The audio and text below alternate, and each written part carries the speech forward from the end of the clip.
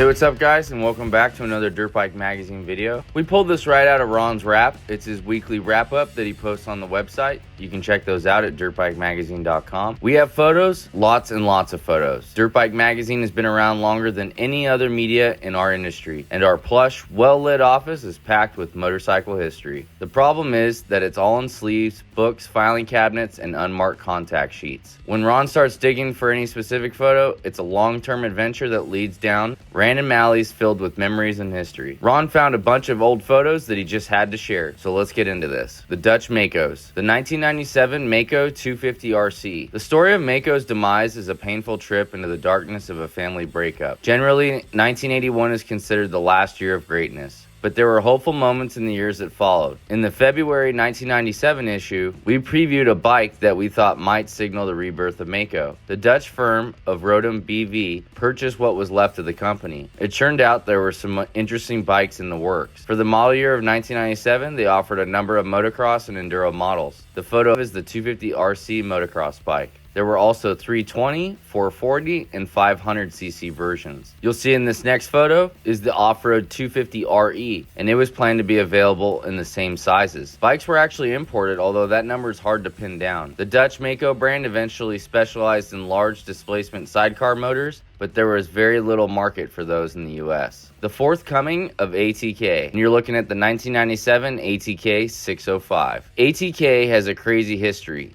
Actually, it has about 4 histories, as the company switched owners, engineers, and locations, morphing into a number of completely different and almost unrelated motorcycles. The company was founded in the 80s by Austrian engineer Horst Leitner in Laguna Beach, California. Then it was purchased by Ken Wilkes and moved to the city of Commerce in California. At first, ATK maintained much of the original identity, but everything changed when it was sold once again and moved to Utah under the stewardship of Frank White. In that period, the bike was redesigned by a group of Swedish engineers who would later develop the Highland motorcycle brand in Tulsa, Oklahoma. The bikes featured here were the product of the second generation in Utah and were very unconventional, to say the least. The frame for the 4-stroke models was asymmetrical, with a single spar running from the left side of the steering head to the swing arm pivot. On the same side, an off-center WP shock was used without linkage. The design was light, but there were understandably some issues with flex. The 2-strokes used a more conventional frame design. The 1997 ATK 260. This chapter came to a close when the supply of Rotax engines dried up. The ATK saga continued well into the 21st century when the company acquired the Cannondale motorcycle inventory. There were also phases and partnerships with Maico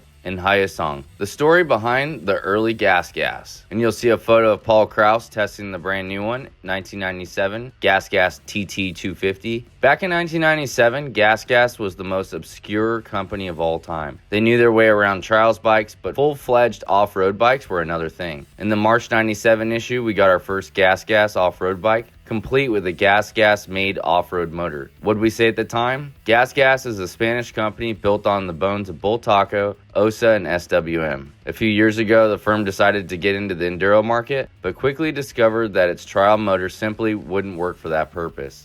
It purchased some motors from TM and then built Kawasaki-ish steel perimeter frames. The first bikes were pretty rough, although the Italians at TM didn't really like selling motors to Gas. Why should they? They were helping a direct competitor. As a result, part supplies and quality control on the Gas TM engines were spotty. Then Gas got really serious. British enduro hero Paul Edmondson was hired to race and develop a whole new bike, motor and all. There were 2 results. 1, the TT 250 you see here, and 2, the 96 Enduro World Championship. Since our last Gas experience, the quality has improved dramatically. Where the old bike looked like a hodgepodge of mismatched parts, the new one is super refined. The frame is chromed, which might look a little odd to most of us, but it's at least super durable finish. Components are all good stuff and standard fare for enduro bikes. The shock is Öhlins, and it has a Marzocchi 45mm front fork. The brakes are Brembo, and the rims are Excel. The early TM. If you think TM motorcycles are obscure now, imagine what it was like in '92. This is the earliest TM photo that Ron could dig up. We might have had some ISDE photos before that. They were the bike to have in the full-size 80cc class, which was a real thing. Carl Crank and Fred Cameron imported a few of the 80s on their own and rode them in US competition. They might not have won anything, but they had a blast. Next, Lance Smale and the 4-stroke exemption. In the days before four-strokes took over the world, the AMA had a rule that was designed to promote four-stroke development. It was a one-time exemption to the production rule that was open to factory teams. Tom Moen was in the press department at KTM at the time, and he had a passion for four-strokes. So he used KTM's exemption in 1997 to build a backroom factory bike out of the RFC four-stroke. It was the furthest thing imaginable from a motocross bike, but they made it work. Lance made history when he became the first four-stroke rider to qualify for a Supercross main event that year at Daytona. But that feat was quickly overshadowed by Doug Henry at Las Vegas that year. He also used the exemption rule, but his bike really was a factory prototype. It's unclear if Moen and his boss Rod Bush got in trouble later when the KTM factory really was developing a four-stroke for motocross and the one exemption time was no longer available. And lastly, Jeremy and his RM250. Most of the Jeremy McGrath story is in the June print issue of Dirtbike magazine, and pretty much summed up, some critics say that the 1997 Honda aluminum frame bike is what made Jeremy switch camps over to Suzuki. At that time, however, Roger had a different perspective on the matter. It's a fun read, and you can find that again in the June issue of Dirtbike magazine. We just wanted to put one of Ron's raps into video form and let you guys check it out and see what he's doing every week. Make sure to head over to dirtbikemagazine.com because he'll have a ton more coming down the pipeline. On your way out, hit that subscribe button, and we'll see you